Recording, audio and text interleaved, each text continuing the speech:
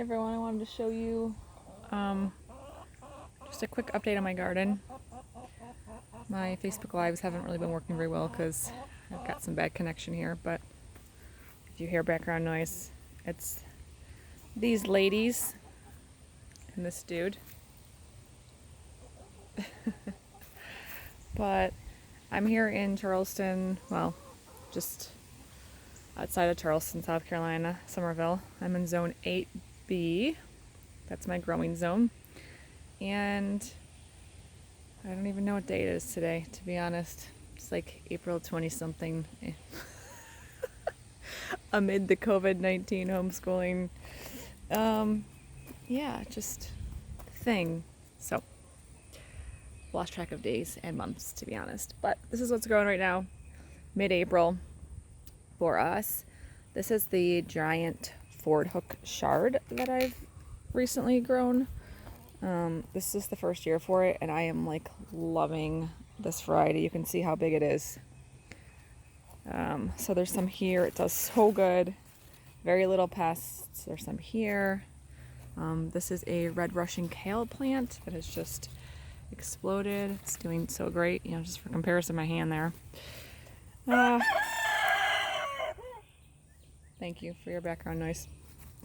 Well, we've got some spinach that has unfortunately gone to seed or bolted, but you know, it is what it is.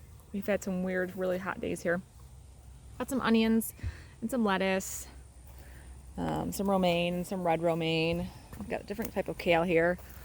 Lacinato, I think it is, or dino kale.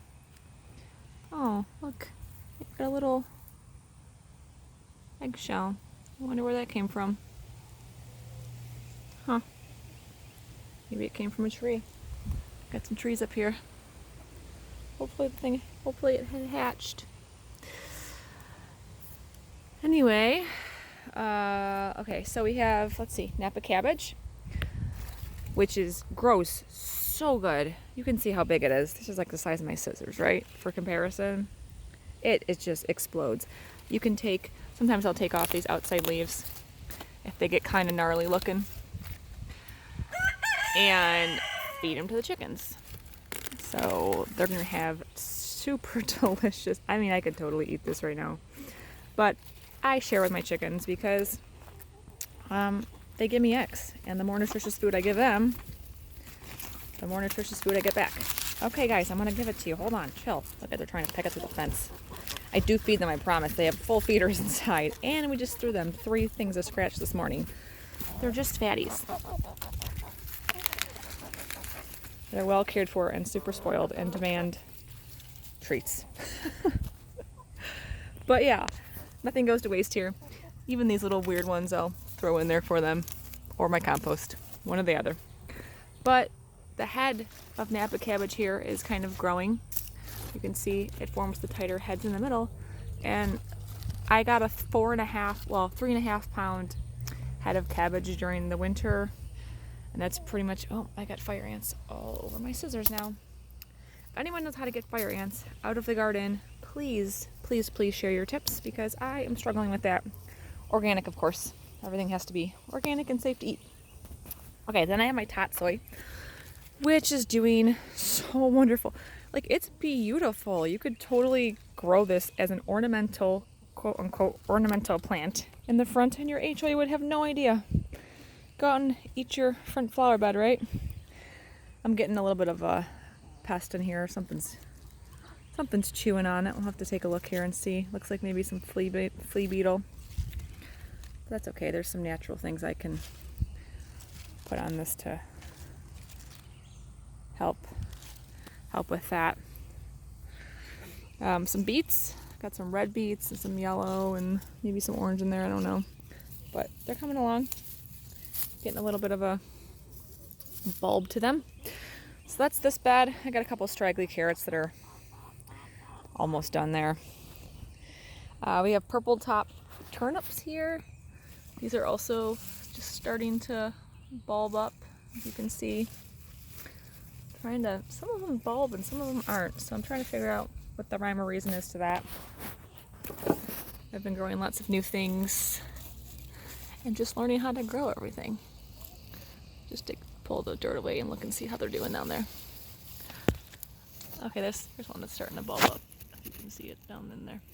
But green beans didn't really come up. I want to replant those. We have a sweet cherry pepper here. This is, I know, really sad looking, right? This is some red romaine that has obviously bolted. I've never seen lettuce bolt. This is what happens.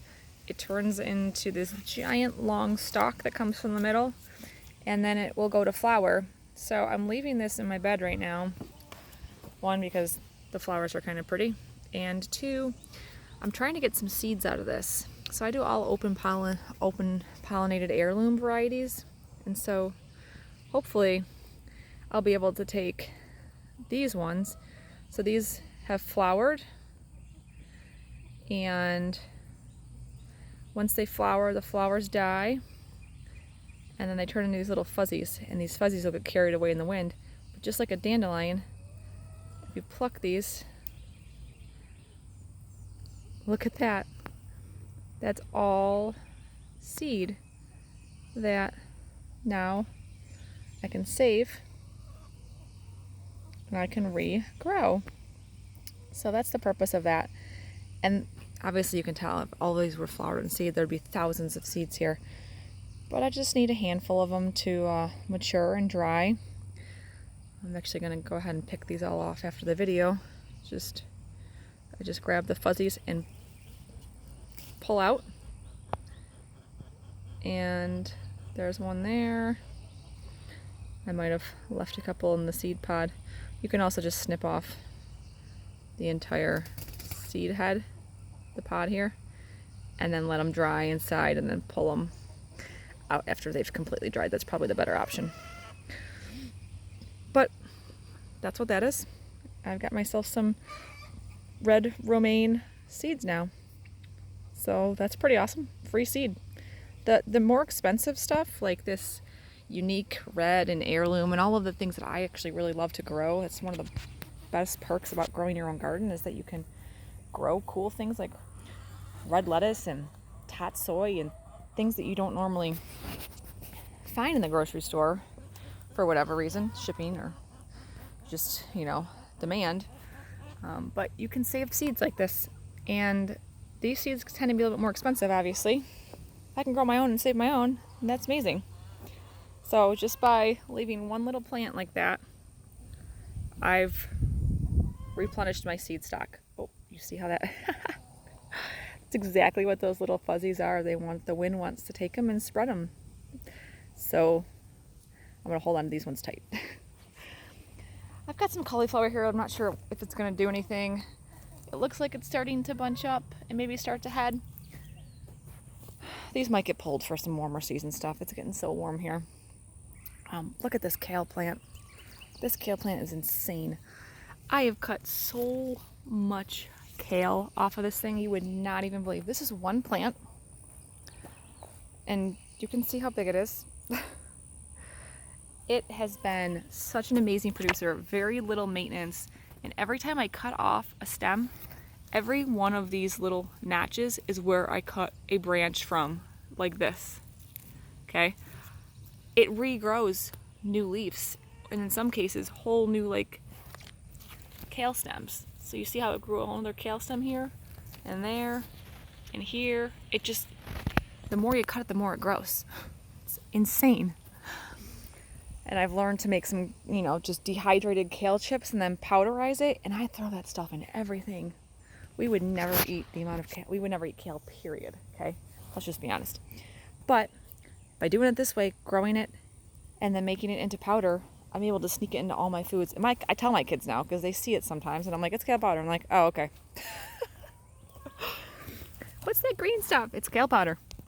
Okay. So this is another head of Napa cabbage. Some more Swiss chard. This is a yellow variety, super pretty. They also have red varieties. My red didn't come up for some reason this year, but it's very ornamental. You could also use this in ornamental gardening. And it's doing... I'll put these seeds in my back pocket so I can use my other hand. It's giant and so pretty and doing so great. We've got some broccoli here that's almost almost ready to pick. Really excited about that. Some green cabbage and some red cabbage. These are just trial and error plants for this year. First time I've grown them. I probably got them in the ground way too late. But it looks like it might be starting to head up here. And my tomato. I threw a tomato in there. Let's see what else. That's like lettuce, just different kinds of lettuce. This is oak leaf. I mean, I have probably 20 different types of lettuce. Look at the size of this. Like, this is my gardening shovel, 6 inches. You can see with measuring scale. Look at how like I can't even. Let me zoom out. Look at how big that is. It's got to be what, 6, 12, 18 inches, a foot and a half of incredibly dense, nutritious greens. And again, I'll come in here and snip this, and it's growing new ones. So the more you cut it, the more it grows. Same thing over here, you know. This is starting to grow out new leaves from where I cut it. So let me grab my scissors and I'll show you how I harvest that. I also have a cucumber here that I'm starting to grow. So if you have limited space, definitely grow up. Like, there's no sense in wasting an entire bed for one cucumber plant. You let it go traditionally, you know, sprawling. Make it grow up. Do an A-frame teepee like this. An A-frame trellis. Now you can grow 2 plants, one up this side, one up this side, and you'll have tons of cucumbers. Over here we have decided to put my tomatoes in pots this year just because I haven't gotten to my new beds yet, and they take up a lot of space. So I'm growing them just in some totes and some 5-gallon buckets. This is my, again, another one of my trials. I'm gonna see how well, I'm assuming they're gonna do better in the bigger ones. And then I just use rebar support wire mesh. I cut it into sections, zip tie it together, and then I have the most amazing tomato trellises, because these tomatoes will get 7-8 foot tall, and these little measly things will do nothing for tomatoes. The only thing I use these for is pepper and eggplant. This is where it's at, guys. But you can see, doing really well so far. Need to mulch them. Just planted these a few days ago. I obviously drilled holes in the bottom of the buckets. Firehouse Subs. Go to Firehouse Subs. Buy their buckets. They're $3 for a giant pickle bucket. They're obviously food grade. They support the Firemen's Association, blah, blah, blah. I don't know exactly what it is, but they supports the, you know, first responders group that they have. And there you go. Here it is right here. The Firehouse Subs Public Safety Foundation. So the proceeds of that go to that foundation. You're reusing the bucket. You're not wasting it. You're not making them to produce more plastic. It's like a win-win-win. And it comes with a sealed white top with a lid. So like you can use it for sealing things too. Just a little fun tip there for you. Free gardening tip. This one's doing much better. You can see I've already got some flowers here. And I'm excited about these guys. Wow, the wind's really picking up. Might have to cut this video short. Alright, well that's an update on the garden. Let me grab my scissors and I'll show you how I harvest that Swiss chard, like I said. If I can find out where I put them. Still a work in progress, so you'll have to ignore the, yeah, cardboard's being saved. It goes in the ground. It covers weed. It also feeds the earthworms. One last part of the tour. I got my sage, which is doing amazing in pots.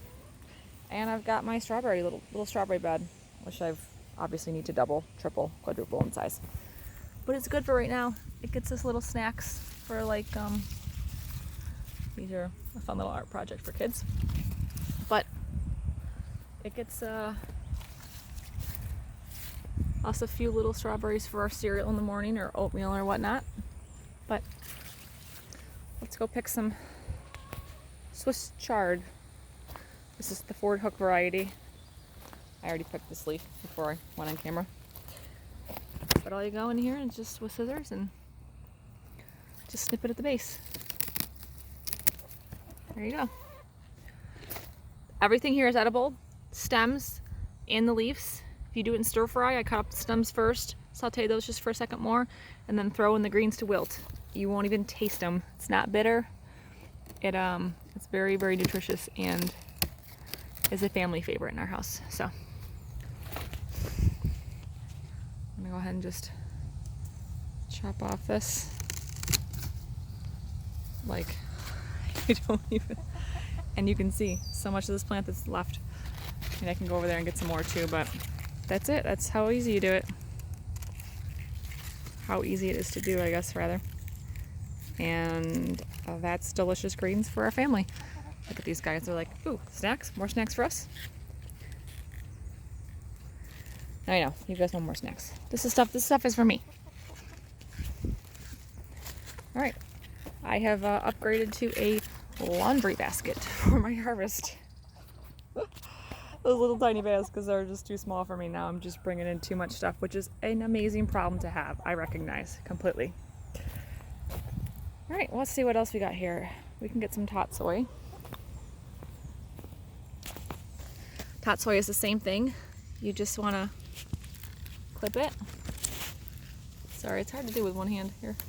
You just go in at the base here and you just clip off the leaves. And you do the outer leaves. Boom.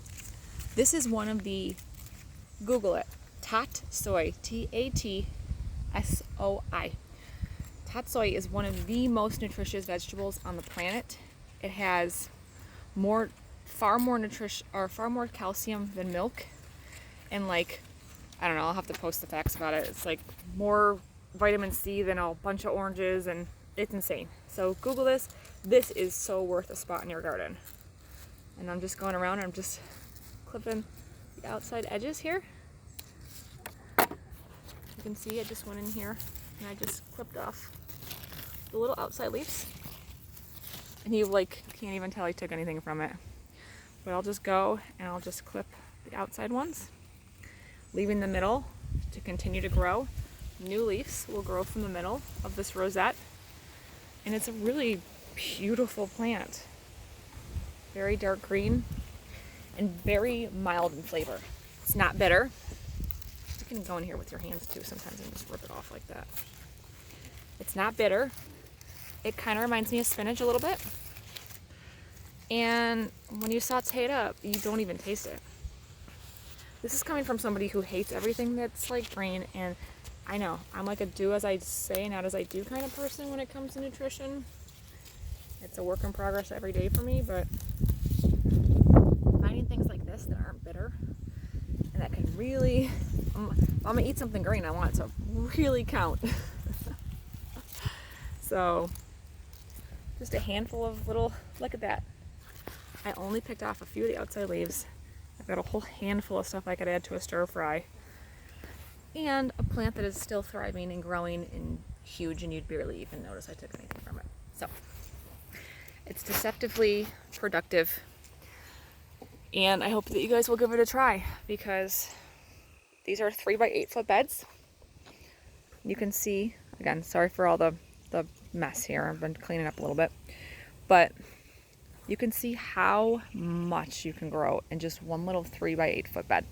These are raised, they're 18 inches tall. So 3 6-foot boards stacked.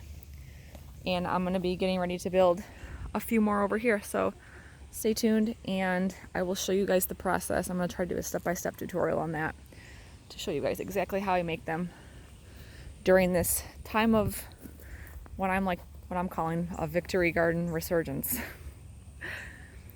Be well, and I'll talk to you guys soon.